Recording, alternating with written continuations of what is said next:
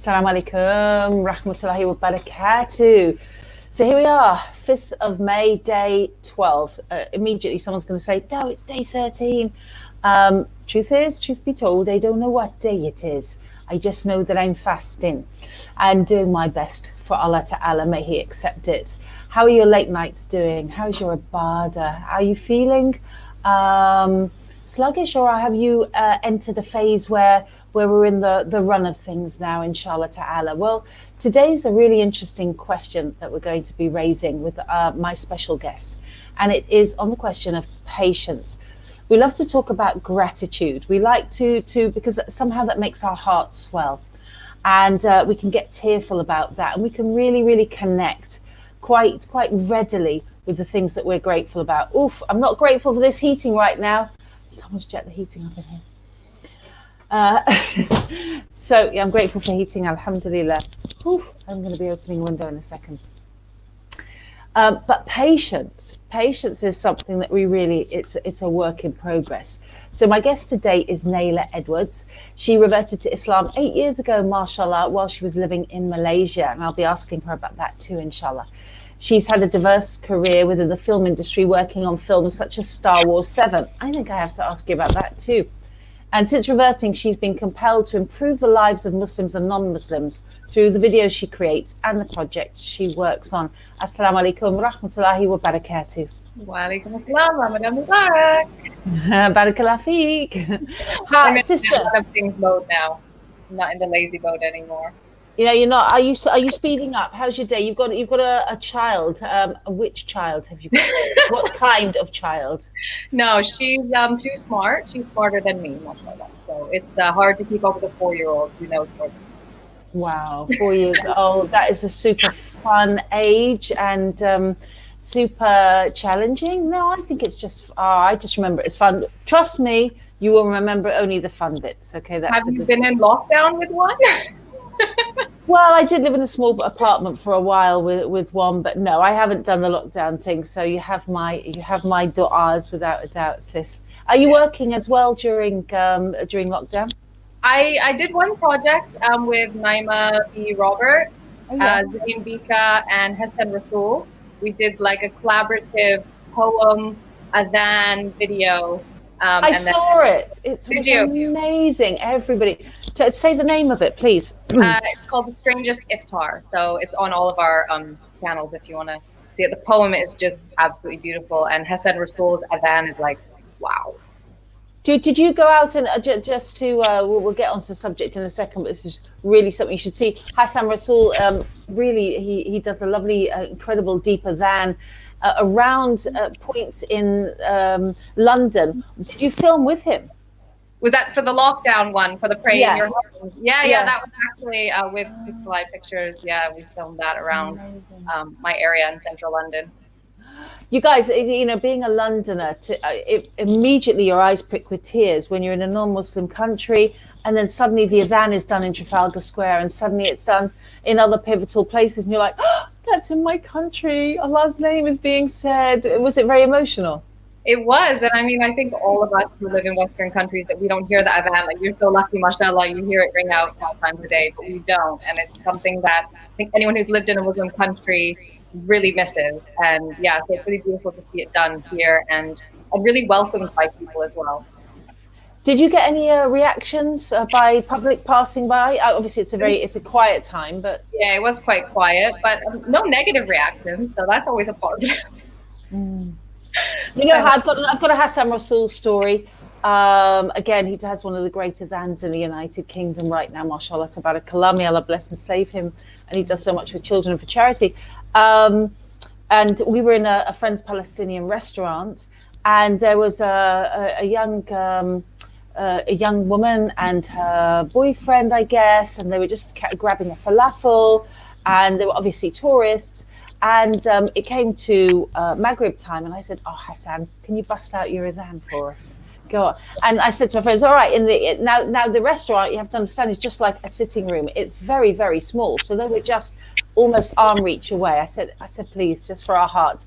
And he let loose this Allahu Akbar, and first they sat like this, and then they went, "Oh," And then she started to cry.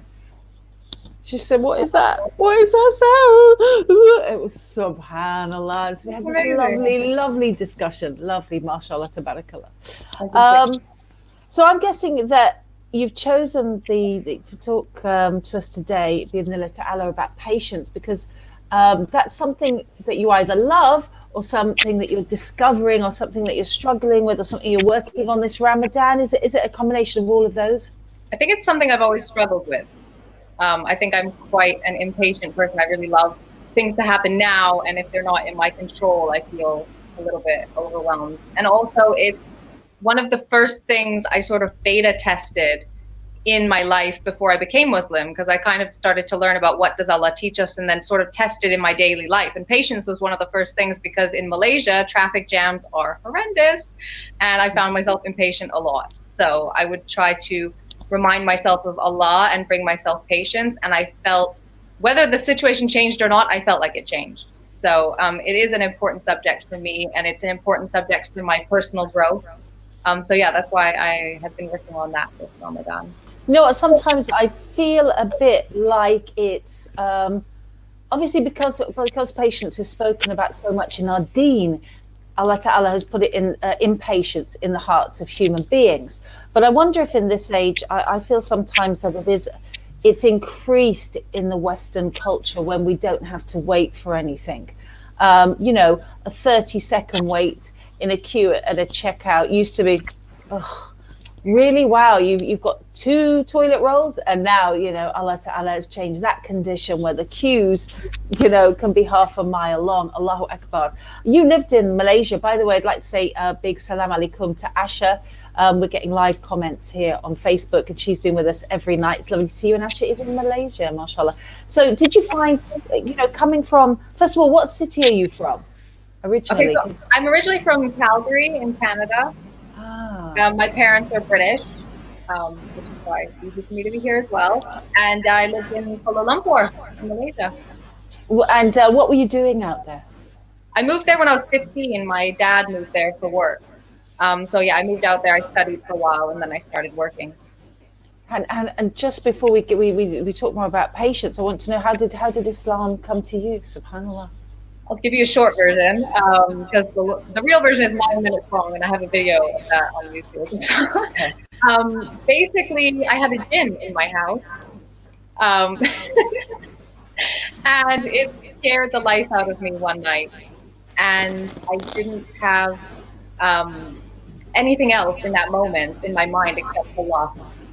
And I sought refuge in Allah in that moment. And the next day I sort of sat at the end of my bed and thought about what had happened the night before. And I had an honest conversation with Allah. I guess it would be a dua, what I did. And I said, I'm 22 years old. I've been atheist my whole life. Nobody's been able to convince me of any religion so far. So if you want me to be Muslim, then you're going to have to help guide me, because I won't find my way on my own. And after that, I felt so much interest and intrigue and questions just popping up in my mind, and I just asked, what does Allah teach? What is this? Why do you pray? What are you afraid of?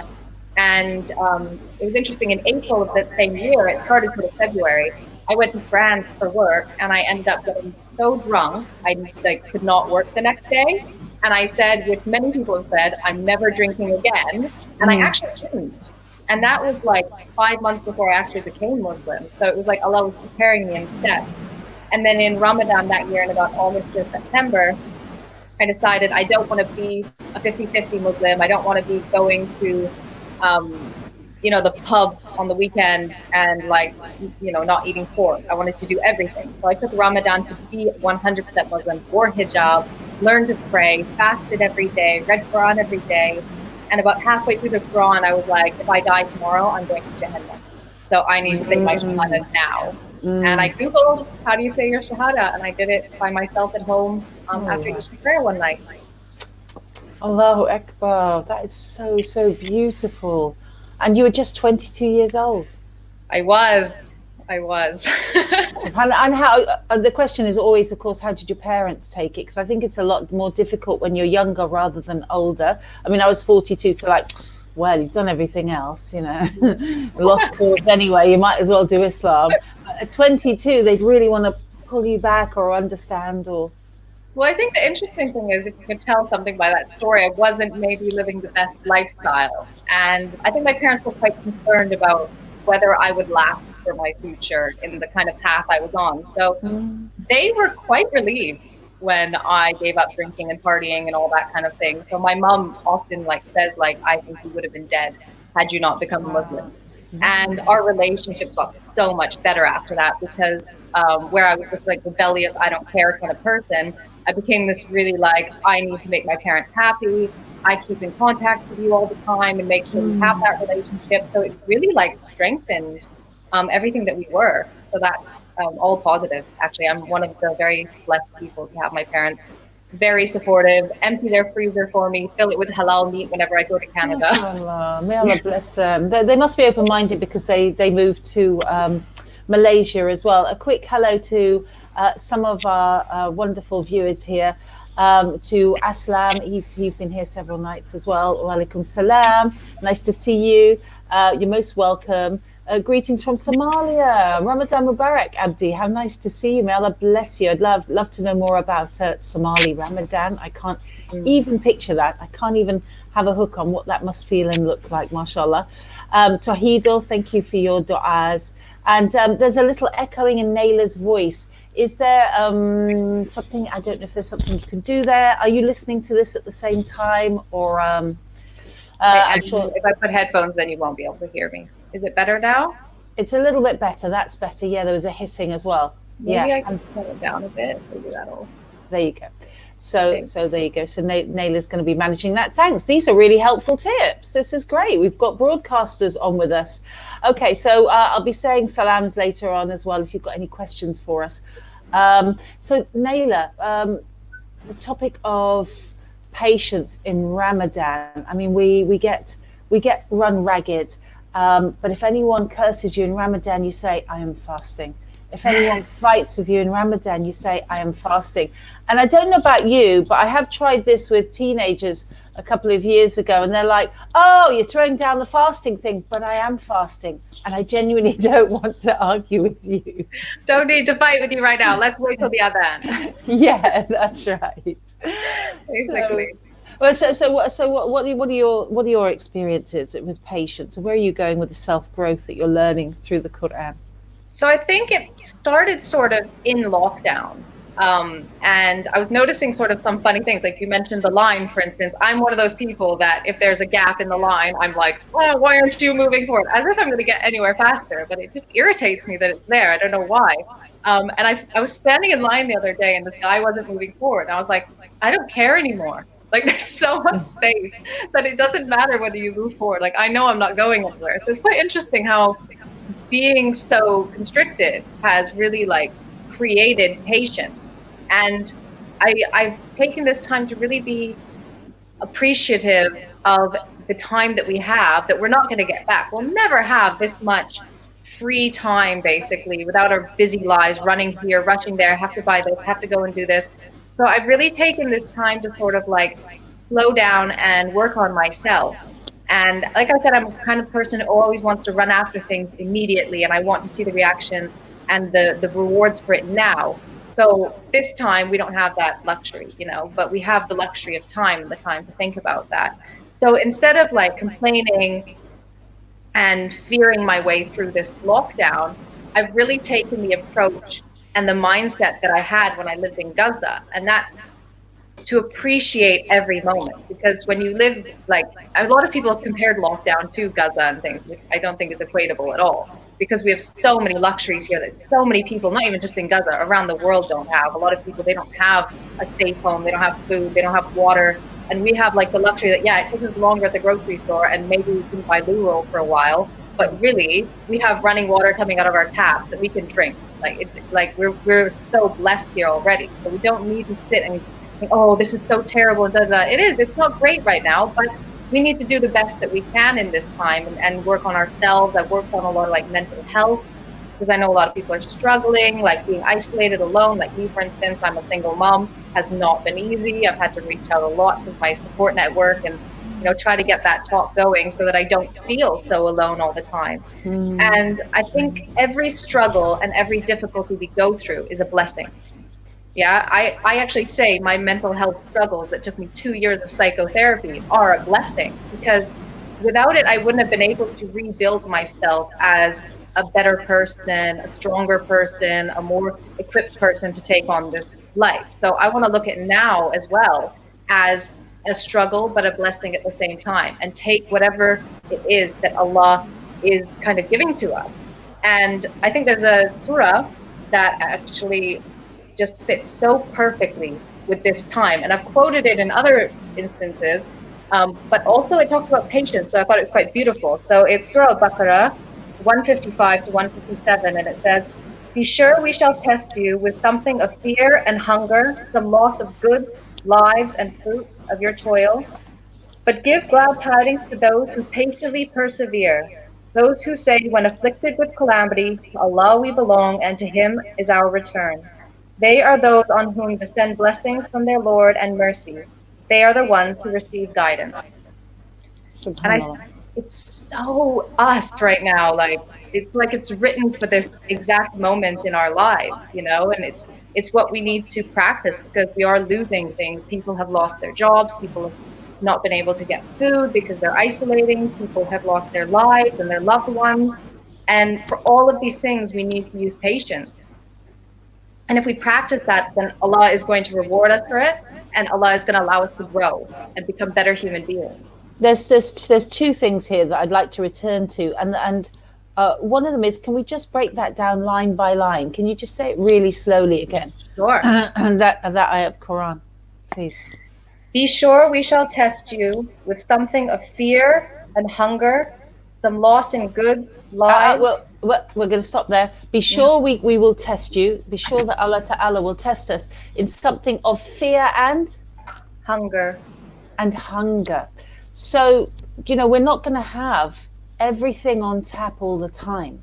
And I think when you're in severe need, and so much of the world is in long-term severe need, that for us to connect with hunger, which seemed like a distant thing, it seemed so far away. It's like, and it can lead to an arrogance, you know. Hunger's for other people, that's their test. We'll never be tested. How can we possibly be tested in the United Kingdom, in France, in Canada, in the USA?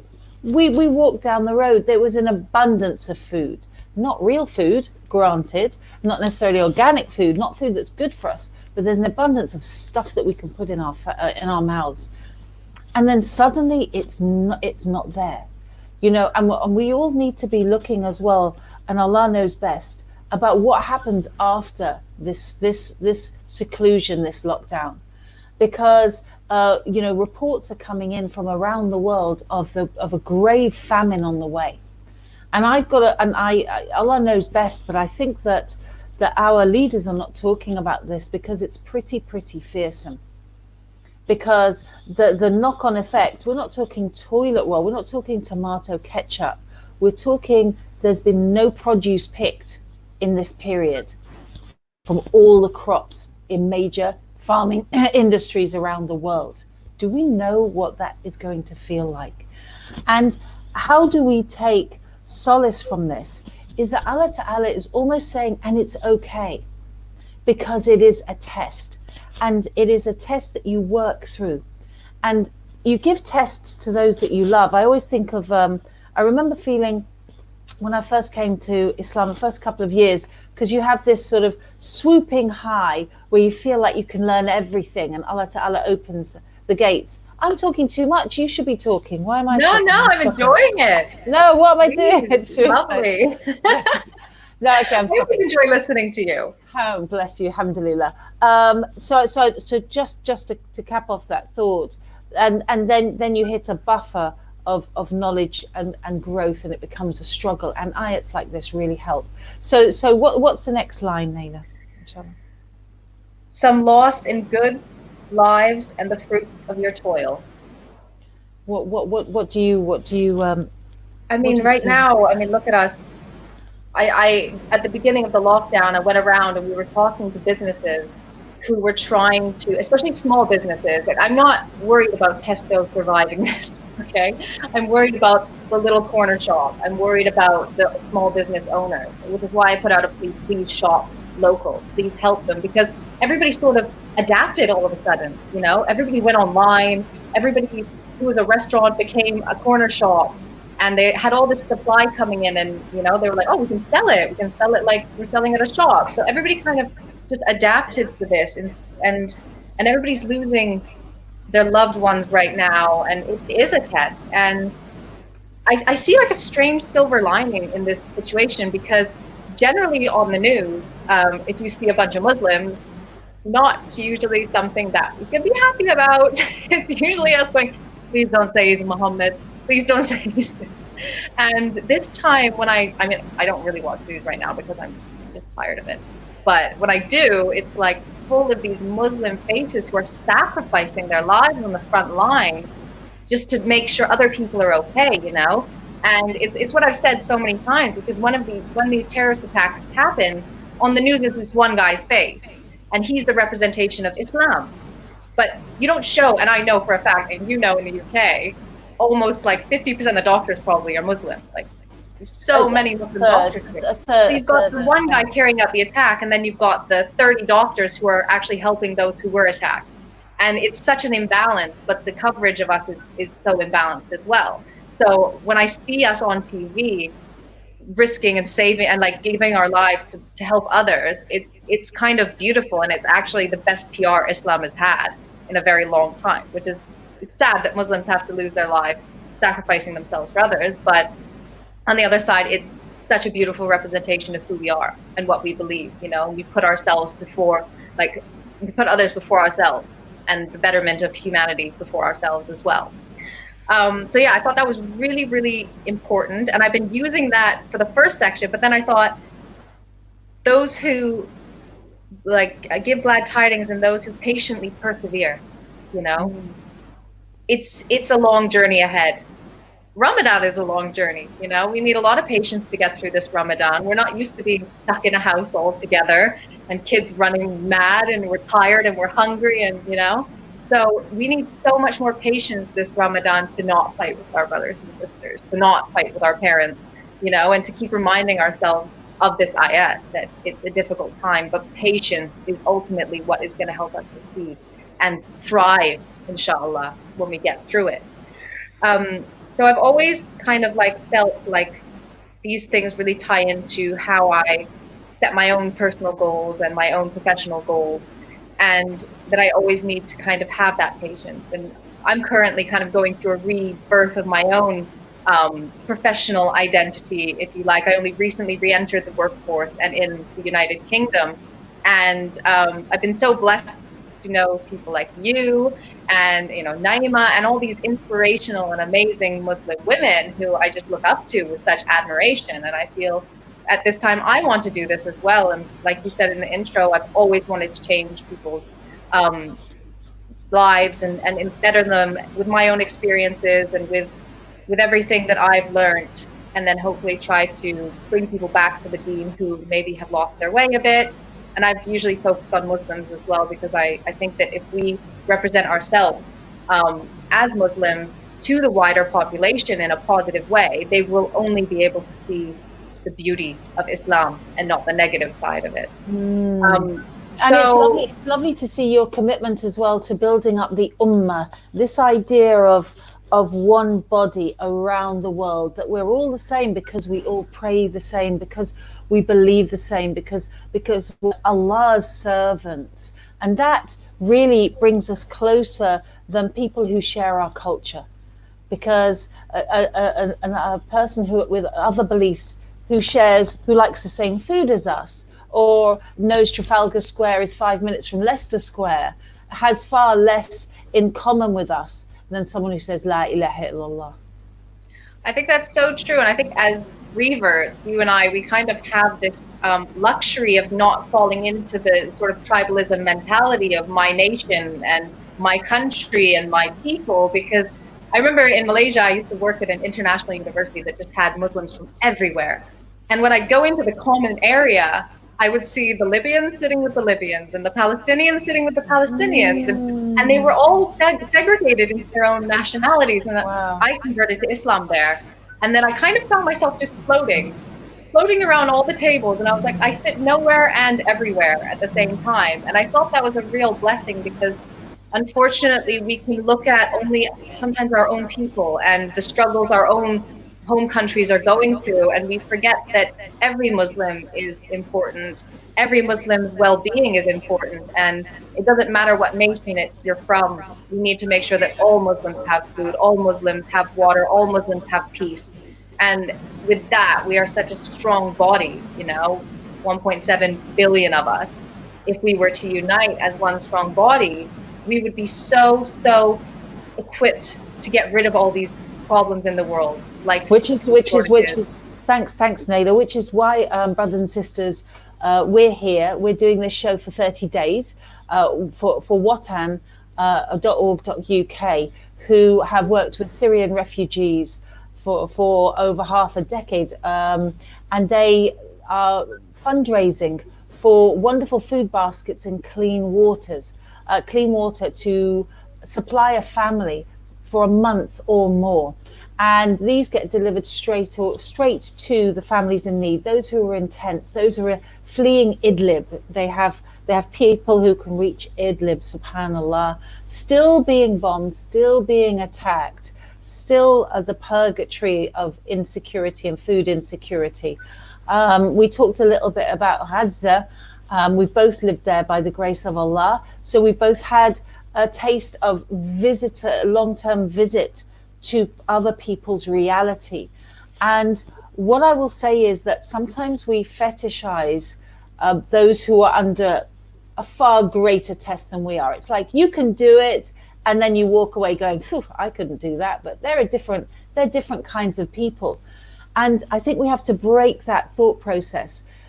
Our Syrian brothers and sisters were not seeing this coming. They had dreams and plans and hopes and daily goals. And what every human being, what every brother and sister wants is, I want to, see my kid at the gate of the school and say, Salaam alaikum, and see you when you come out and talk about the drawing you did that day. And then go home and make you some nice food, and then maybe sit and watch something together or do an activity. Or I want to read you a book at bedtime. What no parent wants is that I'm going to watch you in the mud and the filth of a camp. I'm going to see my children with no shoes, running around, freezing, getting cuts in their feet. I'm going to huddle them, to keep them alive so they don't die of the cold at night. A'udhu billah. And I'm going to hear them crying for food, day in, day out. 5 times, 6 times a day. Ummi, is there any food? Allahu Akbar. And this is why we don't forget our Syrian brothers. This is why Watan UK is absolutely persevering with them, because of course the world turns away. And unfortunately, even as an ummah, we turn away as the spotlight of the media turns away. So when coronavirus comes, whoa, coronavirus, it could come to us. It's made our lives a little bit difficult. And there's some really good work being done. Don't get me wrong, it is important. Support your local area. Do the work. Do it locally. Do it for your neighbors. Do it for your family. But don't forget the yatim. And don't ever think that we are being tested to the degree of those brothers and sisters. So I wonder, Naila, if you could give a little rundown. And by the way, brothers and sisters, easy to make a donation today. All you need to do is to click on the links that are going in the comments right now by Harris Khan, Brother Harris from watan.org. Yep, that's it down there. And if you can spend 60, know that's going to supply a family of 6, up to 6 for a whole month, food and water. And Naila will tell you what food is being sent. But I would really Tesco for that. Huh? So you haven't go for a week shop at Tesco for that one. Yeah, right. Naila, go through please some of the items that are on that wonderful wish list. Yeah, let's go through it. So for the food basket, they're gonna get rice, wheat, flour, pasta, chickpeas, lentils, green peas, olive oil, vegetable oil, sugar, dates, and salt, and clean water. And I think most of that we couldn't even find before. So imagine never being able to find that. I mean, a month ago, I couldn't find rice, and they never have rice. You know, now we can find rice. We're good. But that was a week that we couldn't. I don't know how long these people have been suffering without this kind of food and basic, very basic food. You know, it's an amazing work that they're doing. Mashallah. And I think the Syrian issue has always been very close to me. In Malaysia, tons of people fled and went to Syria, and kind of they sent their kids out there like, go to university, get out of the country. And I have friends here who fled, who are studying to be doctors, and all they want to do is go home and bring the skills that they finished studying here to go back, you know, and give back to their own people. And it's been so many years this war has been going on, and so many people are displaced. And it breaks my heart. It reminds me of Gaza. It reminds me of Palestine. It's no different, you know. And it's when you have a dream of going home, right? You have a nostalgia for the block where you lived, the group of houses where you lived, and perhaps a tree that you climbed when you were a child, and the place where you were running around, and I fell over there with my friend. But that nostalgia then, when it's obliterated, when it's had, almost an Hiroshima on these areas, that if you went back, it simply wouldn't exist. And that is a unique pain to refugees, a unique pain in this day and age, really, with the cruelty of not just moving people, not just forcing them into camps where there are illnesses and disease, but actually making it that, hey, guess what? There's nowhere for you to come back to. So the only place that our brothers and sisters have might be a tent. It may be not even a tent. I think about our brothers and sisters, the Syrian brothers and sisters, walking through woods in around Europe, and Europe just sending them backwards and forwards and backwards and forwards. And so, really, let us have our hearts open by this ayat. Those who persevere and are steadfast. Those who, because you know what, severe hunger can force people to apostate. Certain hearts will say, I don't know where you are, Allah. I've lost it. And we have to we make each other strong by generosity. We make each other strong by reflecting Allah Ta'ala's teachings.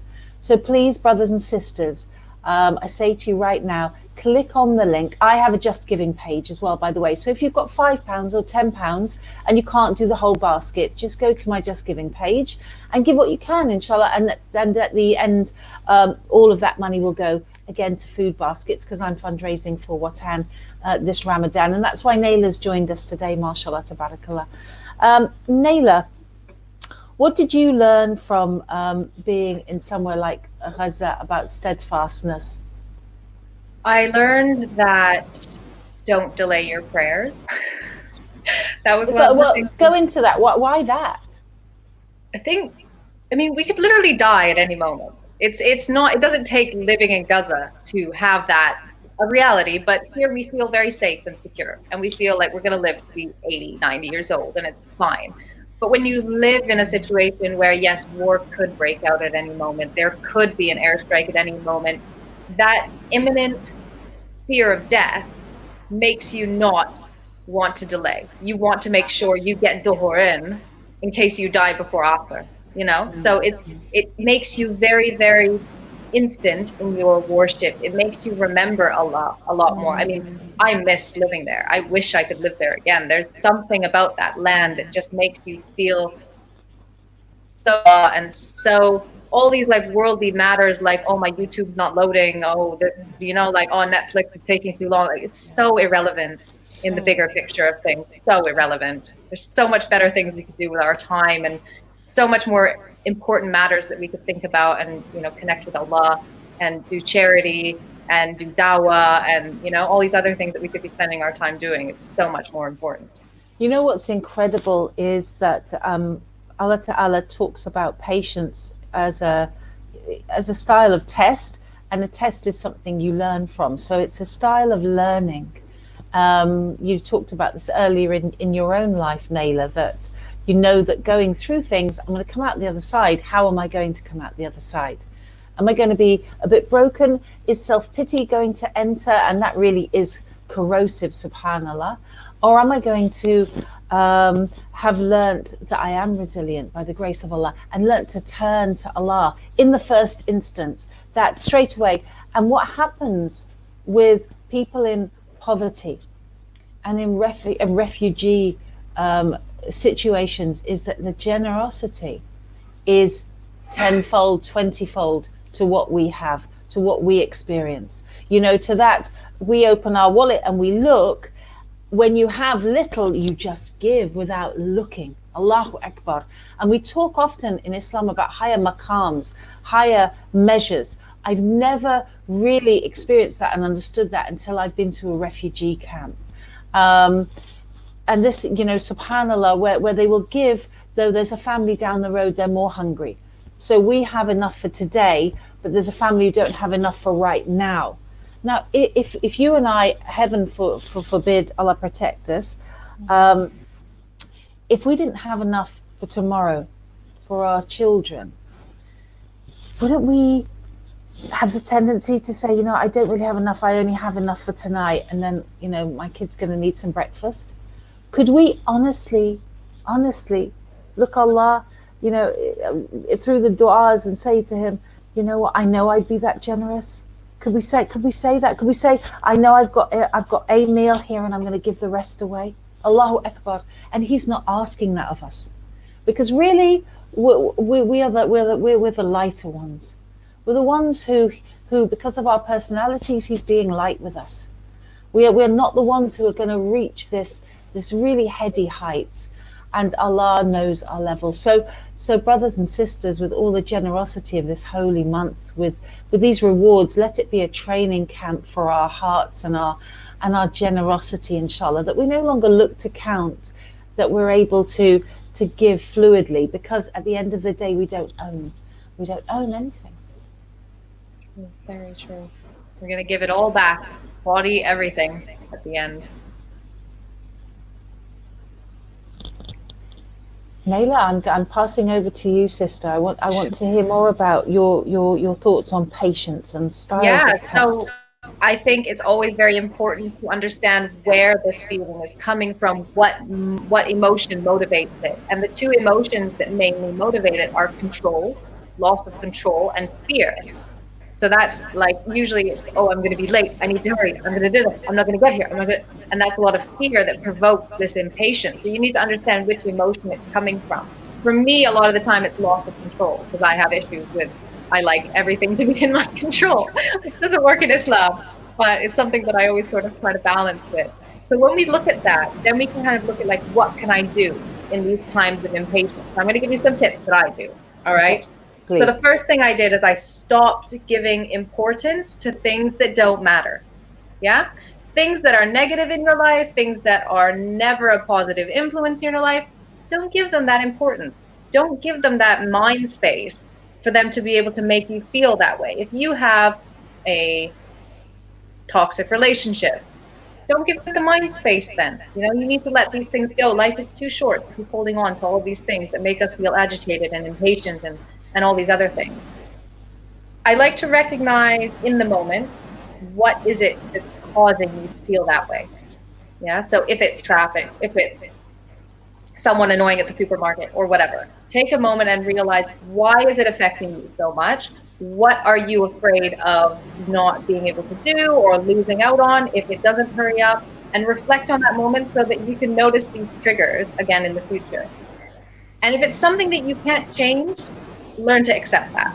Yeah, it's funny because before I became Muslim, I studied Buddhism, and a big thing about Buddhism is that nothing is in your control, and you have to live in the moment. You know, and I always kind of transferred this over to Islam as well, because that's how we have to live as well. You know, it's not in your control. If you can't change it, leave it. If you can change it, which a lot of the time is better time management. So if you're finding you're always rushing, you're late, try to wake up a little earlier, try to leave a little earlier, and that gives you that time to sort of, if something happens that's out of your control or unexpected, then you have time and you don't need to freak out about you're going to be late or whatsoever.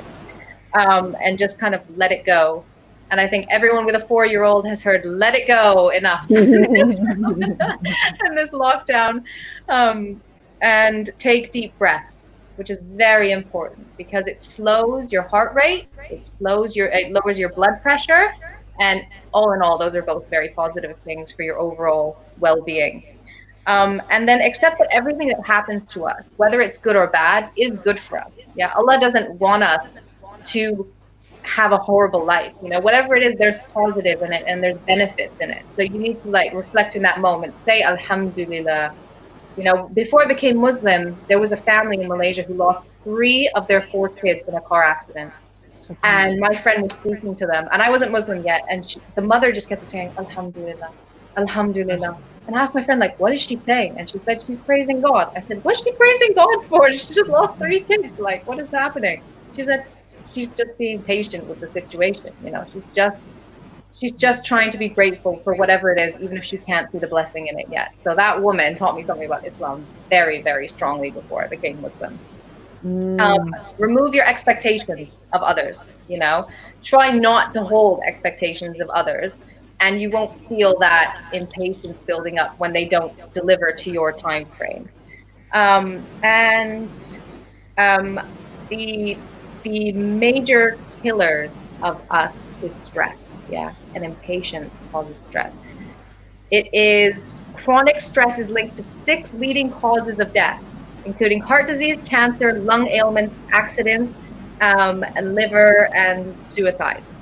Yeah, that's because of stress. And what causes stress extremely? Impatience, because you get agitated, because you feel that tension building up inside of you. So being able to and let it go is going to, inshallah, better your health and better your lifestyle. Naila, I'm going to expand on that, inshallah ta'ala, brothers and sisters, as I'm about to break my fast, and I will hand back to you, Naila. Bismillah ar-Rahman ar-Rahim, the Holy Quran tells us, be sure we shall test you with something of fear and hunger, some loss in goods, lives, and the fruits of your toil. Allahu Akbar, this is Corona. But give glad tidings to those who patiently persevere. Who are the people who are going to be okay through this, through other calamities, through our own personal highs and lows? Several times a year, Allah says He will test us, and then some massive ones, some calamities will come to societies when we need them. Those who say, when afflicted with calamity, are we saying this, brothers and sisters? Have we been saying this? Inna lillahi wa inna lillahi rajiun. To Allah we belong, and to Him is our return. Who are these people? They are those on whom descend blessings from their Lord and mercy. They are the ones who receive guidance. Subhanallah. Subhanallah. Allah tells us the hardship that's going to come, and then He gives us the solution, and then He promises us blessings and abundance. I'm going to hand over to you, Naila, now, inshallah, for the last Bismillah. I'm going to break my fast. Enjoy. So then I want to talk about the benefits that you'll find from being patient in your life. So as we've heard, Allah mentions patience 90 times in the Quran. So it's obviously something that Allah holds very, very important. And Allah loves those who are patient and will reward them for it. So even if you don't see any reward in that moment, you can be sure that your reward is waiting with Allah if you're patient in that moment, if you give that bit of mercy and understanding to someone in a moment when you could react otherwise. Patience is an attractive attribute to have, especially in your career, and it shows high morals, high respect for oneself. And these are all very positive things as a Muslim to show the world, especially the non-Muslim world, that as Muslims, we have these beautiful attributes that we try to strive and achieve for. So I think that in this time especially, we really need to work on our patience. We really need to reflect on what that patience can look like and how it can benefit us, how it can benefit those around us. I know as a single mom, I have not been as patient as I possibly could be, especially when I'm hungry and I'm thirsty and I'm tired. And I know there's been a few moments this Ramadan that I've like, oh, I wish I was a bit calmer. So I think that as a parent right now, practicing patience and understanding that our kids are going through a very difficult time. They're not socializing with other kids. They're not letting all that energy burst out of them like they do at school. Thank you so much, teachers, for what you take. So I think this is all very important in this time. And in Ramadan, let's increase those blessings of practicing an attribute that Allah loves so much in us. Ameen. Sister Naila, thank you so much for your inspirational words. And everybody, please pray for all the single mums out there. Please pray for wherever they are, from refugee camps to lockdown in major cities, to to those people just feeling cut off right now and loving their kids, but feeling that they're not doing their best. You are doing your best. You're spoken about in the Holy Quran. You're a mother, and that's an amazing high status already. May Allah Ta'ala bless you, and I'll see you soon, inshallah, sister. Ameen. Lovely to see you. Have a nice dinner. Thanks. Assalamu alaikum. Walaikum salam. Bye, everyone. Thanks, Naila. Brothers and sisters, it's time for me to go. I just want a quick reminder, inshallah, you can click below the link to go straight to watan.org.uk. Help a Syrian family in need today. Cleanse our wealth, cleanse our intentions, give to our brothers and sisters at this blessed time, and get the wonderful rewards in ways that we cannot imagine. If you can't give £60, you can give much, much less. Just go to my own Just Giving page. The link again is down below. And I want to say a quick salam to a brother who joined us from the West Bank. May Allah Ta'ala bless all our brothers and sisters wherever they are in the world. See you tomorrow, inshallah, when finally Nicole Queen is back. She's a podcaster and a wonderful sister. And we have some great words to share tomorrow. Or enjoy. I'm breaking my fast and I can smell the food, so I'm just gonna go. Assalamu alaikum. Bye.